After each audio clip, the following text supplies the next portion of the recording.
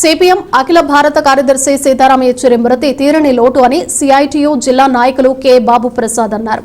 మహిళా కార్మికుల సమస్యలపై లోతుగా అధ్యయనం చేసి వాటి పరిష్కారానికి కృషి చేశారని పేర్కొన్నారు.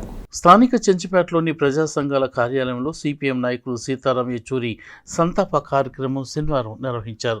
వర్కింగ్ ఎంఎన్ తెనాలి కమిటీ ఆధ్వర్యంలో సీతారాం యెచూరి చిత్రపటం వద్ద ఘన నివాళులు అర్పించారు.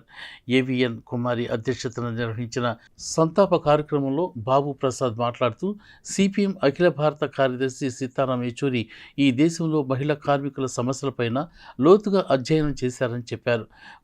పని ప్రదేశాల్లో లైంగిక వేధింపులు, లింగ నిర్ధారణ పరీక్షల నిషేధం ఉన్నా అవి అమలు జరగకపోవటం వంటి సమస్యలపై పోరాడారని చెప్పారు.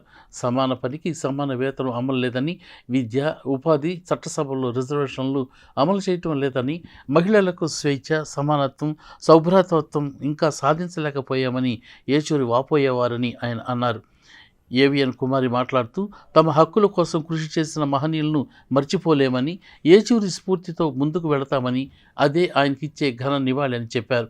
కార్యక్రమంలో బుద్ధిస్ట్ సొసైటీ నాయకులు Y Ashok, Sheikh Hussain Wali, SK Haseena Begum, G Lavanya, K Radhika, Chandrakala, N Sujatha, K Kanakadurga, SK Zareena Begum, V Padmavathi, P Mariyamma, B Yamini, S Srilakshmi తదితరులు పాల్గొన్నారు.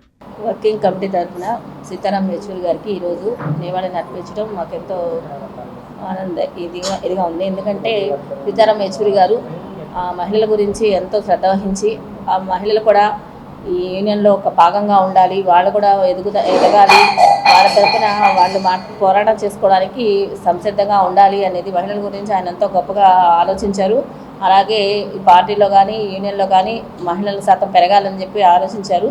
ఆయన ఆలోచనల్ని భావాలని అర్థం చేసుకొని ఇక నుంచి కూడా మహిళల తరఫున మేము ఈ కార్యక్రమాల్లో పాల్గొనడానికి కానీ యూనియన్లో భాగంగా ఉండటానికి కానీ అందరినీ ప్రోత్సహించే విధంగా ఉంటామని ఆయనకి ఈ విధంగా మేము నివాళులు అర్పించడానికి. మన సీతారాం యెచూరి గారు ఇందాక నేను చెప్పాను, చాలా లోతైన అధ్యయనం. ఈ దేశంలో నేషనల్ హెల్త్ మిషన్ అని చెప్పేసి ఒకటి ఉందండి. అంటే సెంట్రల్ గవర్నమెంటు ఆరోగ్యము వైద్యం రెండుకి తేడా. ఆరోగ్యం ముందుగానే అందరికీ ఆరోగ్యం కల్పించాలా, ఒకవేళ ఆరోగ్యం బాగోకపోతే జబ్బులు వస్తే వైద్యం చేయాలి. ఇది రెండుకి తేడా ఉంది.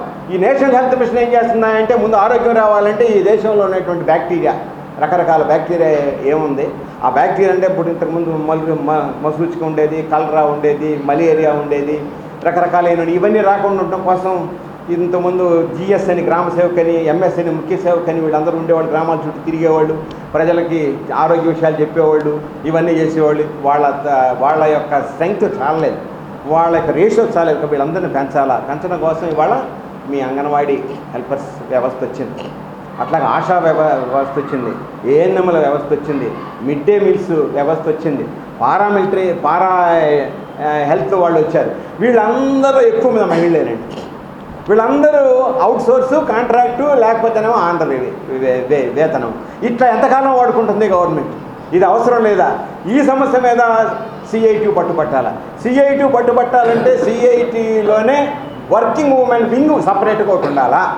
ఆ వర్కింగ్ విమెన్ వింగ్ ఆర్గనైజేషన్ భారతదేశంగా వ్యాప్తంగా ఏర్పాటు చేసి ఏ రాష్ట్రానికి ఆ రాష్ట్రానికి ఏర్పాటు చేసి జిల్లా స్థాయిలో, తాలూకా స్థాయిలో, మండల స్థాయిలో ఈ వర్కింగ్ ఉమెన్ ఆర్గనైజ్ ఏర్పడటానికి సీతారాం యెచూరి